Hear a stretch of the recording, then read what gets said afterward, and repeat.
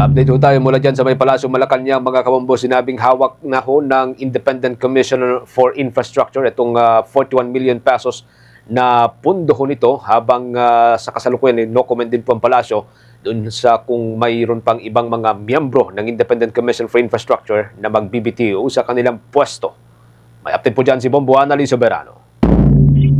Naibigay na ng Department of Budget and Management ang nasa 41 million na pesos na kanilang pondo para sa Independent Commission for Infrastructure. Ito ang kinumpirma ni Palace Press Officer Undersecretary Claire Castro. Isa kasi ito sa inihayag na concern ni outgoing ICI Commissioner Babe Singson. Ayon kay Yusek Castro, nagkaroon lamang ng delay sa SARO pero nailabas na ito ng DBM at hawak na ito ngayon ng komisyon.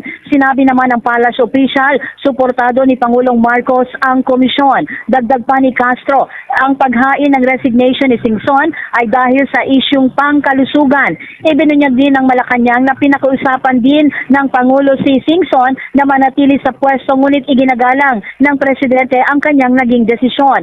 Nagpasalamat si Pangulong Marcos sa suportang ibinigay ni Singson sa kanyang administrasyon. Kasabay ng pagbibitiw nga, lumutang ang alegasyong kakulangan ng pondo, partikular ang 41 million na sinasabing hindi pa nakarating sa ICI. Nilinaw ng Palasyo na nagkaroon lamang ito ng delay, kaya nga't nahawak na nila ito ngayon. Ayon pa sa ICI, hindi issue ang lack of support ang nangyari. Nabatid, nagpaluwal din umano ng 30,000 itong si Baguio City Mayor Benjamin Magalong bilang pansuportang pondo. Pakinggan natin si Palace Press Officer Undersecretary Claire Castro. Napag-alaman naman din po na dahil sa kanyang concern sa kalusugan ay nagpasabi na po siya na sa kanyang pagbibitiw at dahil nga po magaling po ang si Secretary Babe Singson, pinakiusapan po sa pamamagitan po ni Sec Vince na kung maaari pa ay manatili pa siya. At dahil nga muli may concern po si Secretary Babes, iginagalang po yan ng ating Pangulo at nagpapasalamat po tayo sa napakagaling pong serbisyo po ni Babe Singson. Ayon po sa DBM, yung SARO po ay as early as September ay nandyan na po. Ang natatangi lamang po siguro nagkaroon ng konting delay ay yung pag-implement po or pagsasagawa po ng MDC at yung modified disbursement system. At ngayon po ay maitatanong po natin, yung pondo po ay nasa kanila na. Samantala, inanunsyo naman ngayon ni Pangulong Ferdinand Marcos Jr. na inirekomenda na ng Office of the Ombudsman ang pagsasampa ng kasong kriminal laban sa mga sangkot sa umanay Ghost Flood Control Project dito nga sa Jose Abad Santos sa Davao Occidental na nagkakahalaga ng halos 100 million pesos. Sa report ng Pangulo sa publiko, sinabi nitong nakitaan ng Ombudsman na may basehan para sampahan ng malversation through falsification ang mga nasabing individual.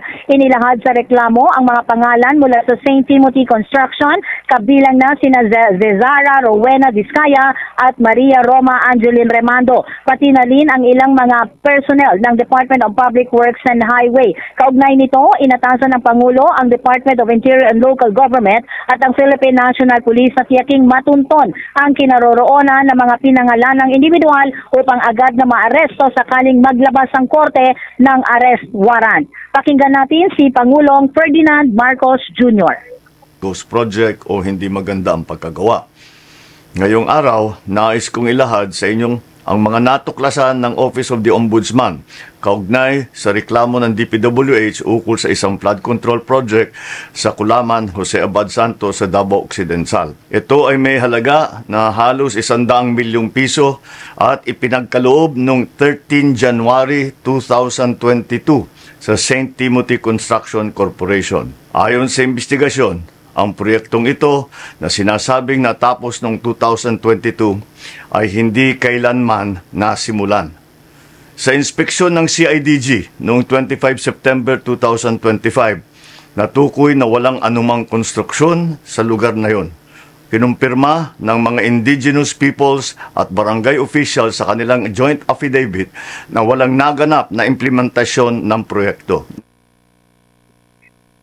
si Pangulong Ferdinand Marcos Jr. Mula sa Malacanang, Bombo Anali Montaño Bombo, Soberano, Yes, Bombo Genesis. Doon sa usapin na posibleng meron pang ibang mga miyembro ng ICI na magbibitiw, may usap-usapan ba diyan sa may Malacanang kung sino ito o kung meron ba talaga?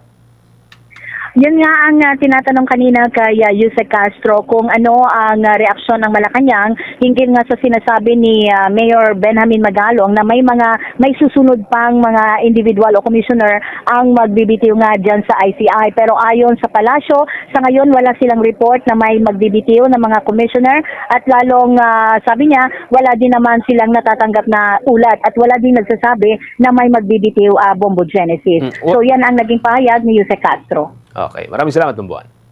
Mula dito sa Palasyo ng Malacanang, Bombo Anali Montaño Soberano nag-uulat. And this is Bombo Radio Philippines, the #1 and most trusted source of news and information. Basta Radio, Bombo! For the most trusted source of news and information, visit our website at www.bomboradio.com. Follow us on Bombo Radio mobile app, Facebook, YouTube, TikTok, and X, formerly Twitter. Like, share, and stay connected. Anytime, anywhere.